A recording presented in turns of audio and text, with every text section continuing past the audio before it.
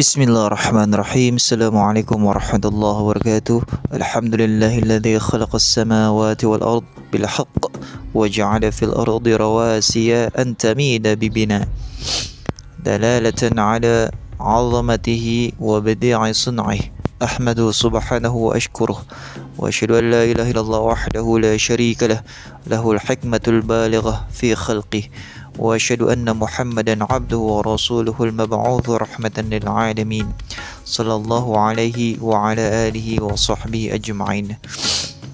Ayyuhal ikhwah yang dimuliakan Allah Subhanahu wa taala. Segala puji bagi Allah Subhanahu wa taala, Rabb semesta alam. Dialah yang menciptakan langit dan bumi dengan penuh keteraturan. Dialah yang membentangkan bumi dan menghiasi permukaannya dengan gunung-gunung menjulang yang penuh hikmah dan juga fungsi. Salawat dan salam marilah kita haturkan kepada Nabi besar Muhammad sallallahu alaihi wasallam, utusan yang membawa petunjuk dan cahaya kebenaran bagi seluruh umat manusia. Ayyuhal ikhwah, marilah kita awali pertemuan kita, perbincangan kita dengan merenungkan satu ayat pendek namun sangat mendalam maknanya.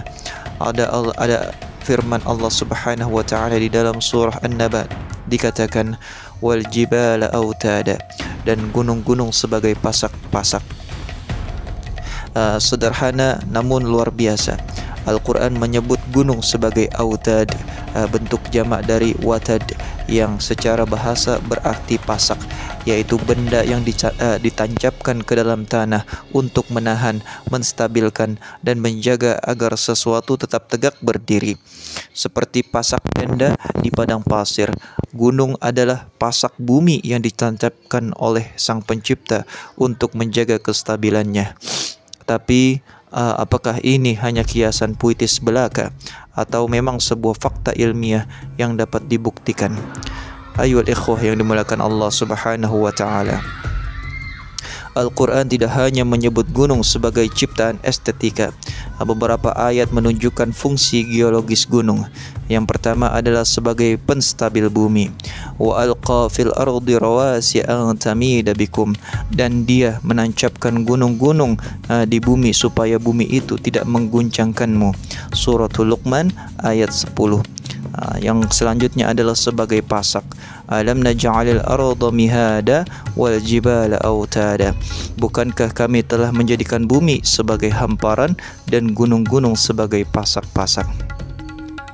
Ayyuhal ikhwah, lantas ada penemuan ilmiah tentang gunung dalam geologi modern, di mana ilmu geologi yang berkembang pesat sejak abad ke-19 dan 20 akhirnya menemukan bahwa gunung memiliki akar yang dalam melalui teknik seismik dan studi geofisika. Ilmuwan menemukan bahwa gunung tidak hanya menjulang ke atas, tetapi juga menancapkan jauh ke dalam bumi, bahkan lebih panjang akarnya daripada tinggi puncaknya. Contoh, Gunung Himalaya memiliki akar yang menghujam ke bawah sekitar 70 km ke dalam kerak bumi. Hal ini selaras dengan fungsi pasak yang bukan hanya terlihat di permukaan, tapi juga menancap ke dalam tanah untuk menjaga kestabilan. Gunung terbentuk dari aktivitas tektonik. Ketika dua lempeng tektonik bertubrukan, sebagian kerak bumi terdorong ke atas membentuk puncak dan sebagian terdorong ke bawah membentuk akar. Inilah dasar dari teori isostasi yang menjelaskan bagaimana gunung membantu menyeimbangkan tekanan kerak bumi. Gunung sebagai penyerap energi, gunung dapat membantu menyerap dan meredam energi dari aktivitas seismik atau gempa. Meskipun tidaklah menghilangkan bahaya sepenuhnya, namun struktur gunung yang kokoh membuatnya membantu dalam distribusi tekanan yang stabil. Gunung mempengaruhi iklim, dan kehidupan gunung mempengaruhi pola hujan, angin, dan menjadi tempat penyimpanan air dalam bentuk salju dan juga es. Dari segi ekologis, gunung adalah penopang kehidupan bagi jutaan spesies, termasuk di dalamnya adalah manusia. Yang selanjutnya, keselarasan antara Al-Quran dan sains. Yang menakjubkan adalah bahwa informasi ini telah ada di dalam Al-Quran 14 abad yang lalu, ketika manusia belum memiliki teknologi untuk menggali perut bumi.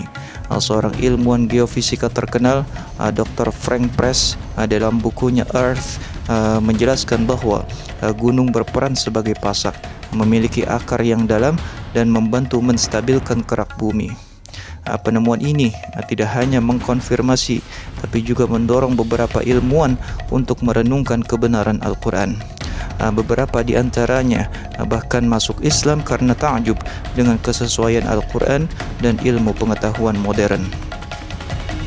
Contohnya adalah Profesor Dr. Maurice Bucaille, dokter bedah Prancis yang menulis buku La Bible, La Coran et la Science. Ia berkata, pernyataan di dalam Al-Quran tentang alam semesta sangatlah sesuai dengan ilmu pengetahuan modern. Tidak ada satupun kesalahan ilmiah. Yang selanjutnya, refleksi. Gunung sebagai simbol kehidupan Muslim. Ayol ikhwah, gunung bukan hanya keajaiban geologis belaka, tetapi juga simbol spiritualitas. Seperti gunung, kita harus menancap kokoh dalam akidah, tegak berdiri dalam prinsip kehidupan, dan menjadi penyeimbang dan pelindung di dalam masyarakat.